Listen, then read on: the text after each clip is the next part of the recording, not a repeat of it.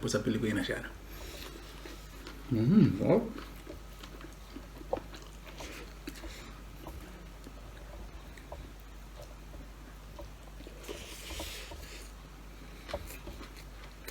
Magandang araw po mga kababayan. Welcome po sa Pinilakan Lakbay. Ang pagsasaluhan po natin ngayon ay almusal sa dahon ng saging. Mag-prepare po muna tayo. Magprito po muna tayo ng hotdog. Mas maganda po hiwaan nyo ng konti para mas maganda pag naluluto, di ba? Mas appetizing na po lalo. Mas appetizing po. Lalo na po sa mga bata, di ba? O kaya may business po kayo, mas maganda pong tignan ng presentation. Yan, dami ng explanation. Siyempre, kapag Pinoy-style po na sunny side up, takpan po ninyong bahagya para po maluto din yung ibabaw. Yung po kasi natin na medyo nagraran po o yung malabsa po yung tuloy po ng ganun. Dahil iba, depende po sa inyo kung gusto nyo. Nagprito rin po ako ng saba. Kapag hinug-hinug po yung saba, huwag nyo na pong hatiin kasi siyempre malambot saka malabsa. Mas gusto ko po yun para may konting firmness o medyo matigas po ng konti. Mag-isa din po tayo ng sardinas. Pag nag-isa po ko ng sardinas, hindi po masyadong dinudurog. Siyempre kung gusto nyo po mas maraming durugin, lalo na po marami kayo sa pamilya. Ito po Spanish style sardines, kaya nilagyan ko po ng oranges para po mas malinang namin. Ginamit ko pong pang-alat o yung nasi konting asin sa pamilya. Kaya masarap po. Siyempre, nagsangag din po ako ng maraming bawang. Kaya gusto ko po buhaghag talaga sa sinangag. Kaunti lang po mantika kapag nagsasangag po kayo. Huwag po masyadong mainit ang apoy para pong maging buhaghag. I-assemble na po natin at kakain po ulit ako sa dahon ng saging. Lagay po natin ang ating buhaghag na sinangag. Nakikita po ninyo, di ba? Medyo brown po yung ating bigas. At medyo natusta ng konti. Yan po yung gusto ko eh. Masarap. Dali para ko. Lalagay ko na lahat. Ito na naman tayo. Pagdating po talaga sa kanin, alam nyo naman po tayo mga Pinoy. Almusal, merienda sa umaga, tanghalian. Isin po natin ng konti. Para mas maganda ang ating laban. Lagay na po natin ang ating hotdog. Ihilera po natin ng maayos. Siyempre kailangan pang IG rin, di ba? Yan. Pritong itlog. Ito po yung pritong itlog. Ang ganda po ng pagkakaprito. Pinoy style. Pritong saba. At ang ginawa ko po, pero hindi po pala tayong itlog na maalat. Nakita niyo po yung paghiwa ko, di ba? Yaman-yamanan hiwa. Yan. Lagyan po natin syempre para mas matinik, mas malupit ang ating presentasyon. Yan. Oh. Oh, diba? Meron din po ako ditong cucumber salad. Talagang natira po tayo. Ito natin para pang-neutralize po. Kapit na po yung asim at alat sa pipino. Dagdagan ko pa. Ilagay na po natin ang ating sardinas. Hindi ko po ihalo. Siyempre yung sardinas po may kaunting lansa kaya kailangan medyo i-separate po natin. Meron po tayong suka na may sili, ketchup,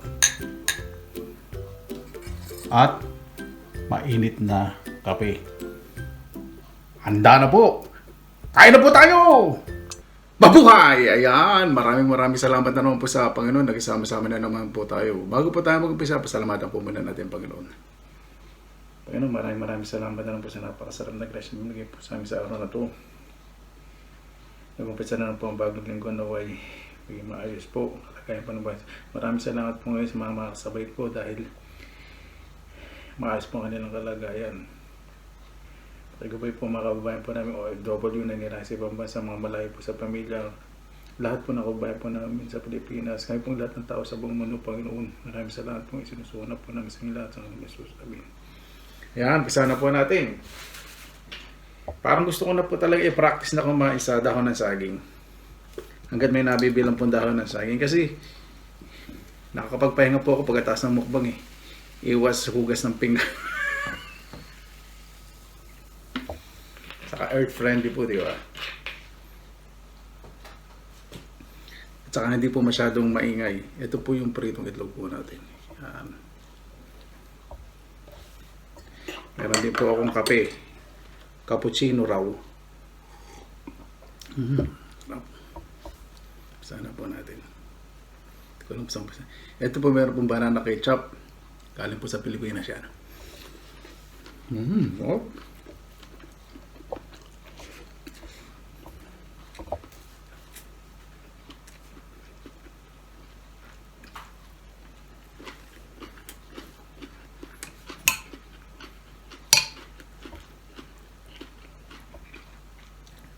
Puta ng sardinas na maraming sibuyas. Yan. Ito po masarap.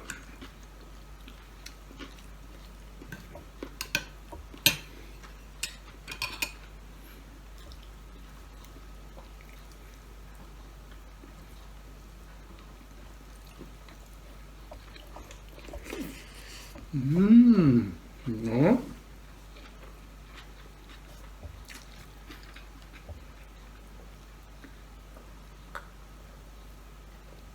Ang ginasa po talaga sa sardinas, gisa nyo po talaga muna yung bawang sibuyas, kamatis, saka lagyan nyo po na yung paminta toyo mansi. Bago po ihulin nyo yung sardinas, huwag nyo po masyadong haluin. Diyan nyo lang po kumulo ng konti. Sarap, malasang malasa.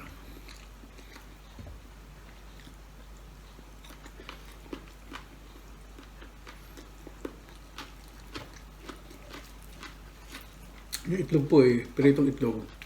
Gusto ko po talaga sila sa suka.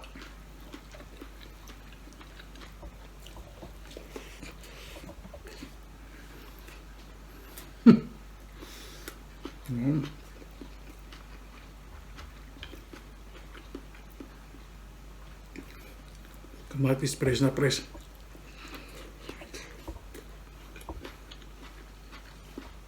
Itlog na maalat na yaman-yamaning hiwa. Oh. Gusto ko po yung pagkakaluto ko sa sardinas.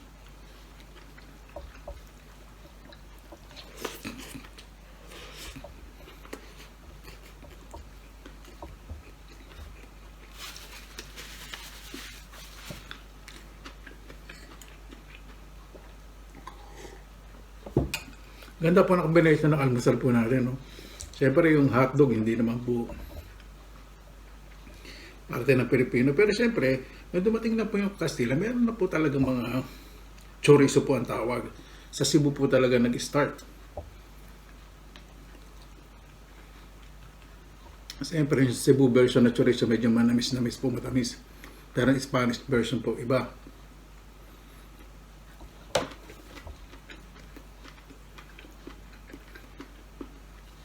Doon po kasi siyempre unang nanahan ng mga Pilipino sa Cebu.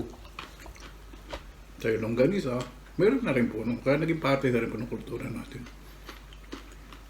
Hindi na po nga longganisa nga pala ito. Hotdog. O nagdaan din po sa atin ng mga Amerikano. O, di ba?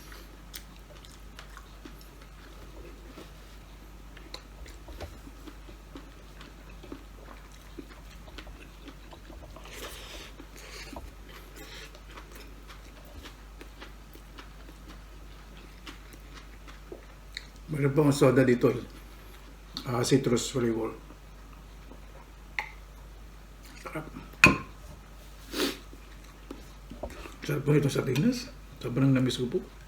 Bihara na po makabili ako ng gantong Spanish style artist. May kamahalan din po kasi yung magaling po sa Pilipinas. Opo. Kasi iba po yung binibenta po sa Pilipinas. Iba po yung for export only. Pag may tatak mong export only. Kasi nung umuwi po sa Pilipinas, iba po talaga yung packaging, saka iba po yung laki ng sardinas. Pag-alam po sa Pilipinas talaga may konting kamahalan. Wala po kasi direct flight eh.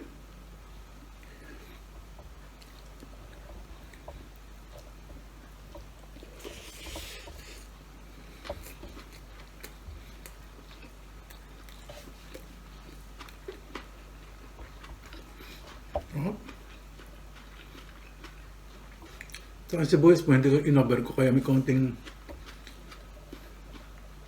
crispiness pa. Pero wala na po yung tapang.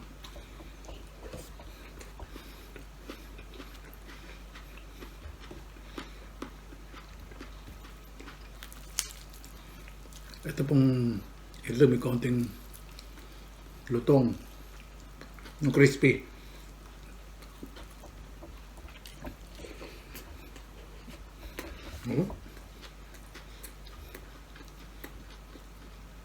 Mini hotdog po itong binili ko. Saka mas meaty itong binili ko po.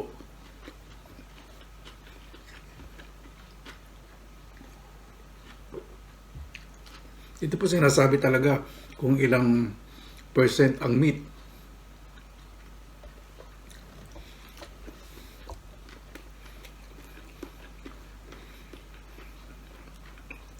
Hindi po sila naglalagay ng 100% meat. Talagang honest po sila.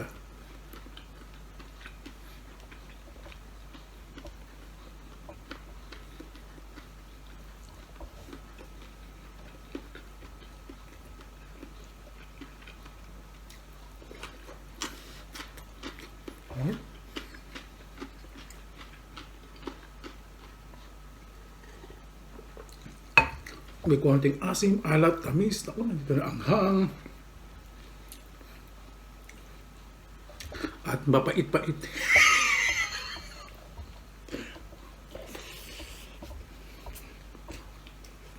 Ito.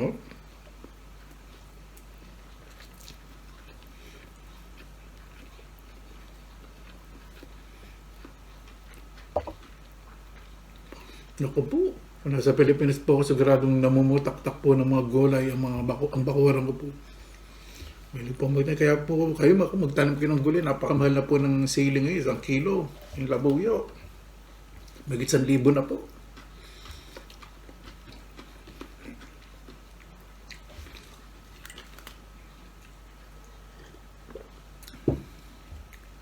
Ang sili pa naman isa sa paborito nating pampagalang kumain. Masahog sa pagkain.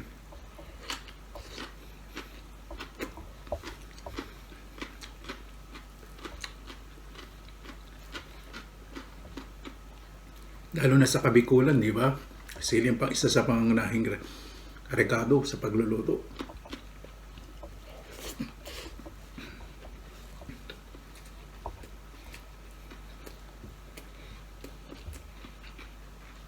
Sir, sa mga probinsya, mas mura po sa inyo mga sili. Ang ibig sabihin ko po, yung pagbibenta po talaga sa mga palengke, siyempre, may bayad po yung pagbabiyahe, gasolina, trabaho po ng tao, kaya po medyo tumataas ang presyo. Lalo na po sa panahon po ngayon ng pandemya, marami pong delayed. Kaya yung sakripisyo po natin, siyempre, medyo nadadagdagan, nakaka-apekto po talaga.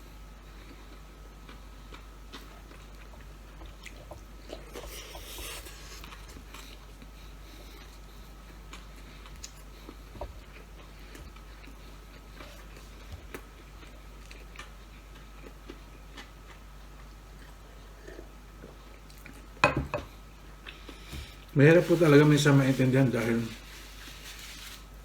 doon nakataas. Iba po siyempre, namumuhunan din, nagbebenta po nagbabayad din po na renta sa palengke.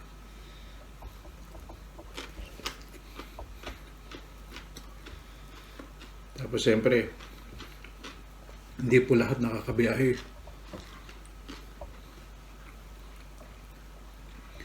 Siyempre may mga restriction na bumaya sa ganito, lalo na ngayon. Sa iba, lockdown.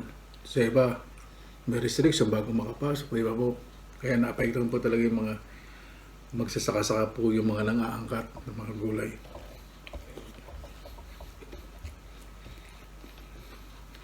Excuse me. Gulay at prutas. Sabi po, speaking of sili, nakagat ko po sili.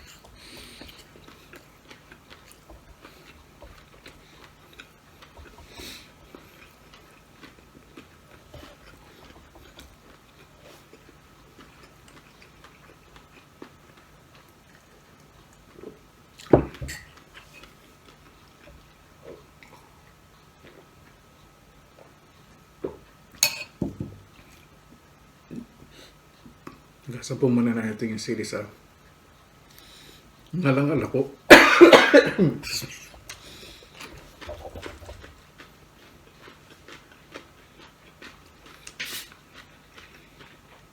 Siyempre yung mga mangga po, kung panahon naman, gusto, kung wala po mga ganyan restriction sa sa mga checkpoint din po, di ba? Sa pagbabiyahe, malaya. Siyempre, mas mura po yung mga presyo po ng mga prutas at gulay. Kadali po kasi yung transportasyon pagdadala po sa mga bawat lugar.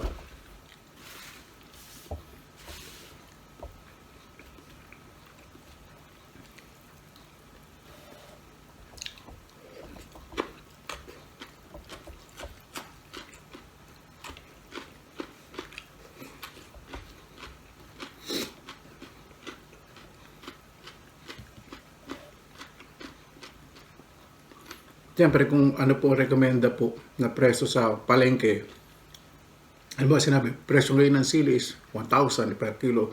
Hindi naman po sa pinanggagalingan sa bukid na gano'n din po presyo, hindi naman po siyempre. Siyempre, mas mababa po dahil pag binenta po sa palengke, dapat ay po susundan po ng mga nagtitinda sa palengke. Siyempre, kung susunod po yung mula doon sa magsasaka, paano na po yung pagbinenta sa palengke? Siyempre, may dagdag na po. Baka umabot na po ng 2,000, di ba? Kaya yung mga magsasaka, napakatalino po nila. Alam po talaga nila, recommendation din po sa kanila, kung ano yung presyo po nila pwedeng ibenta. Lalo na po yung lokal na pamahalaan po sa lugar po nila. Nagre-recommenda po kung magkano yung bentahan po nila. Para pag dumating po sa mga syudad, para po yung presyo na binibigay po ng mga nagbebenta.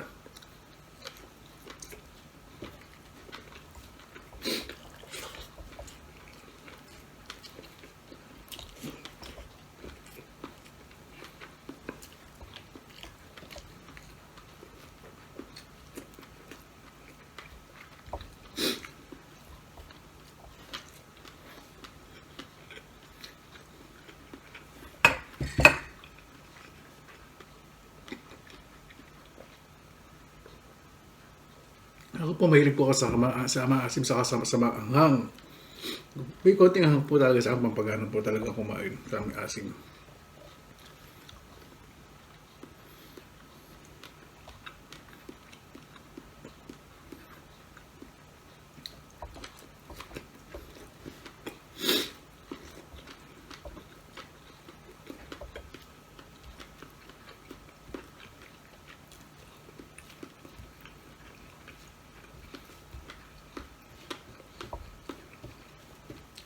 Imagine nyo rin po, nakakaawa din po yung ibang mga magsasaka, di ba?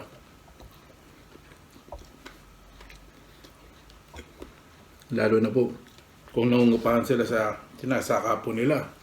Kasi siyempre, nagbabayad pa po sila doon ng renta.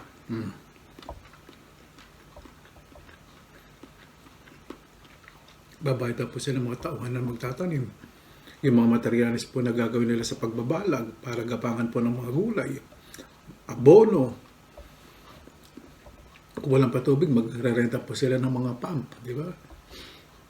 Kailangan po talaga magkaroon po talaga ng sapat na suporta sa mga magsasaka. Kasi sila po talaga nagbibigay sa atin ng pagkain sa pagkainan. Imagine sa mga umamukbang ko po, di ba? Mangisda, magsasaka. Pero karamihan po talaga magsasaka, siyempre mga isda bigyan din ng suporta. Yun talaga po nagbibigay ng pagkain po natin sa pagkainan. Mga magsasaka, mga isda, mga po. Sila po talaga dapat bigyan natin ng... Pag sinabi na po namin natin farming, yung mga farmer, sakop na po kasi lagom na eh. May pangisda, pag-alaga ng mga hayop, pagtatanim, sakop na po yun. Kaya yung mga farmers po natin, supportahan po natin. Yung po sana mabigyan ng prioridad.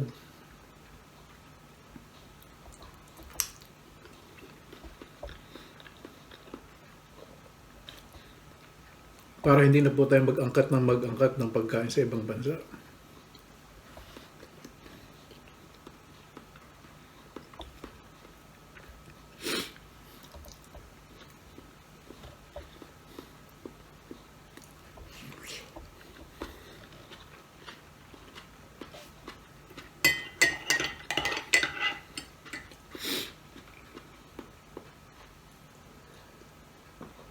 Kaya tayo po, kaysa ubusin po natin yung oras, nakikipag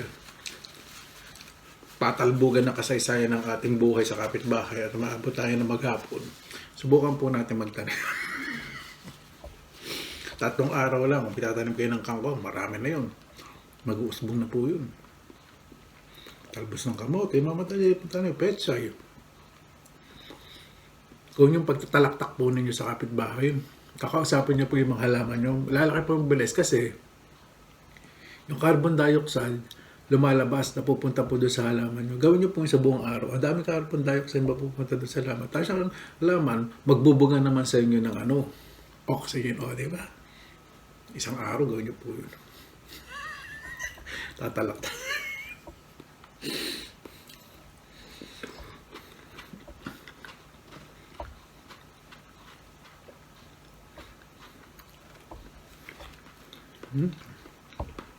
Sarap. Masarap din po yung inihaw na saging na saba. Dahil lalagyan ng asukal. Sarap. Hindi po bananak yun. Iniihaw po. Tapos pagka-ihaw, lalagyan po ng asukal. Sarap po nun.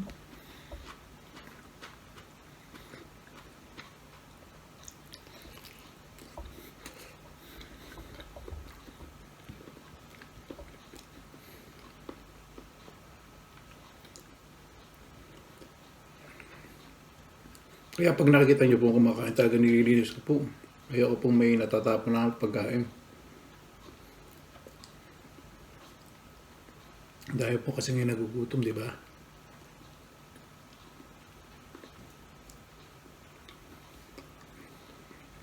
Papasalamat po ko doon sa may mga eating disorder na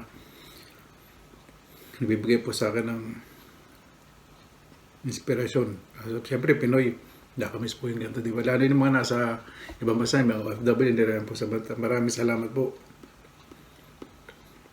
Sinasabi na, pagmukbang daw ako mga 3 times, kung ano hindi ko kahit po gusto, hindi po. Pero yung magkasama-sama lang po tayo, hindi tayo nakita. Inisip ko po, kayo po talaga kaharap ko, usap po. Kaya pa nagsasalita po ako, gusto pong natural. Kung madaldal po ako, pagpasensya nyo na po, siyempre. Ganyan po talaga pag nasa ibang bansa.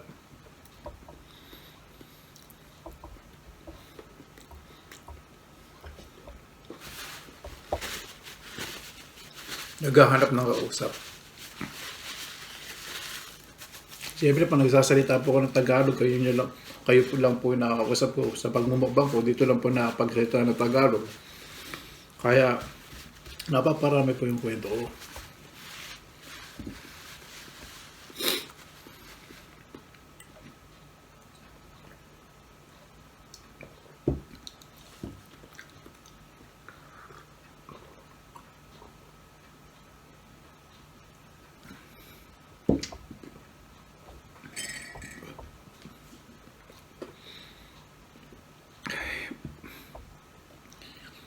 Lagi 3 kilo po yata yung tinira ko. Para po excuse me. Maraming salamat na po sa inyong oras na ilan sa Pinilakan Lakbay. Bago po tayo magtapos, pasalamatan po muna natin ang Panginoon. Panginoon, maraming salamat po sa grasya binigay niyo po sa amin sa araw na ito. Maraming salamat po dahil meron po diyang mga magsasaka na nakaalalay po sa amin para po may makain kami sa araw-araw.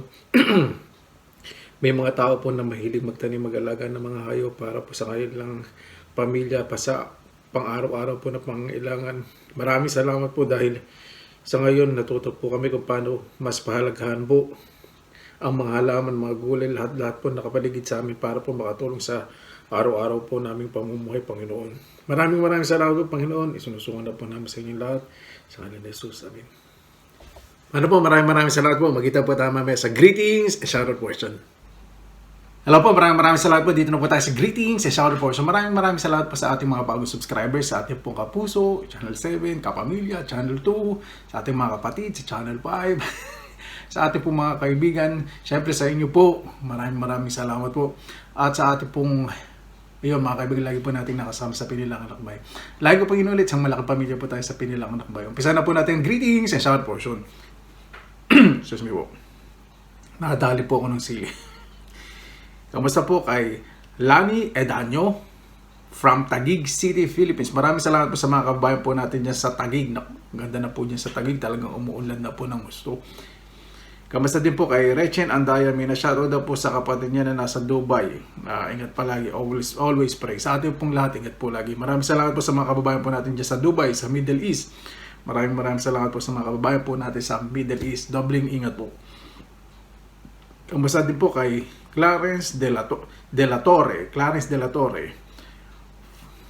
family from shoutout po sa De La Torre family from Montalban, Rizal po. Ito maraming salamat po sa mga kababayan po natin niya sa Montalban. Ingat po lagi. Kamusta din po kay Marichu Lim. Yan, salamat po. Kamusta din po sa mga magsasaka po. Kaya po kanina na open ko po yung magsasaka. Siyempre mayroon po nagme-message po sa atin na siyempre, humingi po sila siyempre ng suporta kung paano po sila paano ko daw po mahatid yung ibang mensahe po nila. Bilhin po natin yung sarili pong tanim na galing Pilipinas sa mga magsasaka po, yung mga maliliit po na nagtitinda sa mga palengke, mga magsasaka, yun po ang ating suportahan. Siyempre, mga may pwesto sa palengke na umahakot po sa mga magsasaka sa Pilipinas, suportahan po natin sila. Suportahan po natin ang ating mga magsasaka dahil sa panahon po ng pandemya, ginagawa po nila lahat ng paraan para po may makaya po sa ating hapagkainan nawin. Mabigyan po sila ng sapat na atensyon po para mas maging masagana po ang ating hapagkainan, mas maging mura po yung mga bilihin din po ng mga presyo din po ng mga gulay. Maraming salamat din po sa mga plantitos at plantita sa buong Pilipinas. Siyempre, marami na po ngayon nakaka-appreciate po ng mga tanim sa Pilipinas, mga halaman, kahit ano pong halaman. Pero wag naman po natin masyadong i-sensationalize po ang isang halaman kung ito po ay bago lang po sa paningin ng iba. Wag po natin masyadong taasan ng presyo. Kasi naapektuhan na rin po yung mga wild plants po na sa paligiran po natin. Wag po natin masyadong sensationalize at ito at sasabihin po natin rare o ilan. Meron din naman po tumutubo po sa ibang lugar sa Pilipinas. Siyempre hindi po nabibigyan atensyon. Siyempre, wag po natin abusuhin po yung kung tayo po nakadiscover. Sana wag po natin gawin ito pong kabuhayan at naapektuhan po yung ating kalikasan. Yun lang po yung punto ko po. Kasi may mga nagko-comment din po na paano ko daw po i-address po yun sa mga manonood. Yun lang po yung gusto pong sabihin. Huwag po na masyado natin sensationalize. Kasi may mga halaman naman po talagang common. Siyempre, sa pamagitan po ng marketing pitch o ibig sabihin pagsasalita, pagpapromote, doon po nagmamahal ang presyo. Pero sa atin po yung normal, wag naman po natin masyadong over the top sensationalize para po tumas ang presyo. Yun lang po. Para naman matawa din po yung ibang kababayan po natin, ma-appreciate po kung ano yung po yung nasa paligid po natin.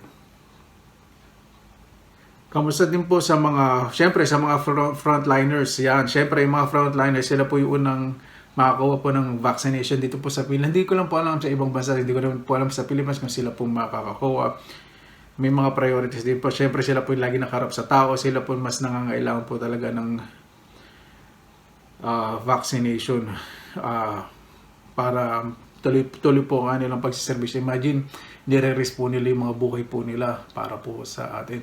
Sa mga frontliners, hindi lang naman po yung mga medical, involved sa mga medical profession ng mga tao. Nandiyan din po yung mga barangay tanod, mga police, mga volunteers, mga politicians, belong to religious groups, institutions, community, nandiyan na po lahat. Kamusta din po sa mga lahat na nagtatrabaho at nagtitinda, syempre. Sila po talaga yung dahilan din isa sa pinagkukahanan po natin ng pakabuhayan po sa araw-araw sa ating pong bunso, ate, kuya, nanay, tatay, tiyo, tiya, lola, kung nagtatrabaho, nagtitinda, bigyan po natin sila ng importansya dahil sa panahon po ngayon ng pandemya. Kung di po dahil sa kanila, wala po tayong mapapagsaluhan sa ating pagkainan. At pahalagan po natin ano po yung nakain po sa atin. Pag po tayo magtatapon ng pagkain dahil marami po ngayong mga tao na mas nahihirapan po kung paano po makaraos sa araw-araw. Yun po. Maraming salamat po. Doon po sa mga nag-invite po sa akin sa Pilipinas. Yun nga po Siyempre, yung flight ko po na din, dapat po talaga November ang uwi ko. Dahil nga po, biglang nagkaroon po ng announcement sa Pilipinas na starting November 1st, bawal po mag-travel yung mga tourist. Siyempre, hindi naman po tourist pwede pong mag-travel items sa Pilipinas. Kaya lang po, yung mga travel ban po, siyempre, ng mga airline companies talagang nagkaroon po ng mga cancellation at nawala po. May mga gustong sumama din po sa akin, mga taga-relaxing Finland, ibang kaibigan pong mga fish sa Pilipinas. Kaya umahintay din po ko ng tiyempo para makauwi sa Pilipinas. Siyempre, minsan lang po sila pumunta sa Pilipinas at konting sakripisyo din po dahil sa panahon natatakot din po sila sa airplane. Ako rin po natatakot din na siyempre kulang po yun, ibibang passengers, hindi po natin alam kung sino po yung affected o hindi. Kasi hindi naman po lahat ng affected po ng COVID napupunta naman po sa health center o sa ospital para ma-check po sila, di ba? Hindi po talaga accurate o eksakto po yung bilang na naapektuhan po ng pandemya. Yun po, kaya hindi po natin alam kung sino po talaga yung apektado. Kaya doble ingat po tayo. Huwag po tayo masyadong kampante. Yun po, iwasan po muna natin ng social gathering. Social distancing po talaga ang recommendations. Maraming salamat na po sa inyong oras na inilaan sa Pinilakan Lakbay. Basta positive vibes lang po tayo. Good vibes, konting ngiti. Malaki po nabibigay po sa ating kapwa. Doon po sa mga hindi ko po nakasama sa greeting shoutout. Paki-like lang po ang Pinilakan Lakbay Facebook. Pwede po kayo mag-private message. At sa pinaka-latest video po dito sa YouTube ng Pinilakan Lakbay, pwede po kayo mag-comment para maisama po namin kayo agad sa greetings and shoutout. Maraming salamat na po sa inyong oras na nilakad. Maraming salamat na po sa inyong oras na inilaka sa Pinilakan Lakbay. Positive vibes, good vibes. God bless. Ingat po lagi. Magandang araw. Laban lang!